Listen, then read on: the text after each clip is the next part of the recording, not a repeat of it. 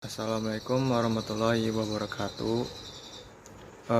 Nama saya Nova Ramadan, Prodi Komputer Akuntansi, NIM 2020103021. Ingin mempresentasikan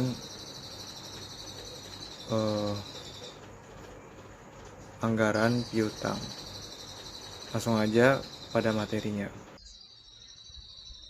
Oke, sekarang kita akan mempresentasi tentang definisi anggaran piutang. Apa definisi dari piutang tersebut?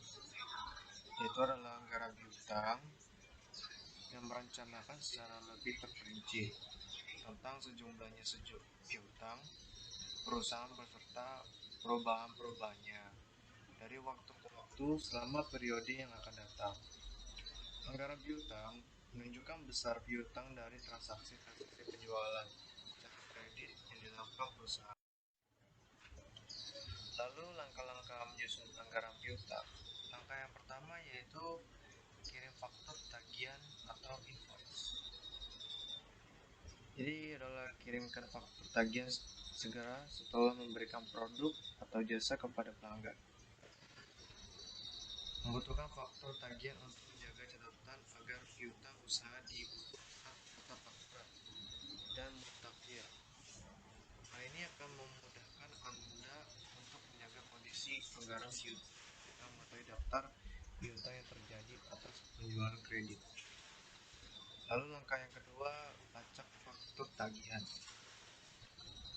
Periksa pembayaran setiap minggu jika piutang usaha masih belum dilunasi juga. Kirimkan pengiriman kepada pelanggan dengan kemudahan teknologi saat ini. Anda bisa melakukan dengan cepat menggunakan software akuntansi nantinya. Akan ada cara praktis melacak status tagihan Anda kepada klien. Jadi ini memudahkan agar faktur-faktur itu bisa ketemu lagi. Langkah ketiga adalah terima dan catat pembayaran. Jadi kita prosesnya bisa terima dan mencatat gitu. Misalnya kayak contohnya itu raca di buku besar laporan keuangan dalam punya piutang sangat penting mengetahui siapa saja sudah melunas membayar dan bisa juga kapan jatuh tempo piutang usaha sisanya. Lalu jenis-jenis piutang surat berharga, kita bisa lihat dari contoh biliet giro belum jatuh tempo atau biliet giro kosong, cek kosong, dan cek mundur. Yang kedua, piutang wesel not receivable, piutang yang didukung janji tertulis dalam bentuk wesel. Piutang wesel dan piutang surat berharga dapat terjadi karena menjual barang secara kredit atau pemberian pinjaman dalam bentuk uang. Piutang uang muka dapat terjadi setelah uang muka beli barang atau uang muka kerja seperti pasang iklan atau membuat baliho. Yang ketiga, piutang usaha account receivable adalah piutang yang timbul sebagai akibat menjual barang dan jasa secara kredit dari usaha pokok perusahaan. Piutang usaha berbeda dengan piutang dagang.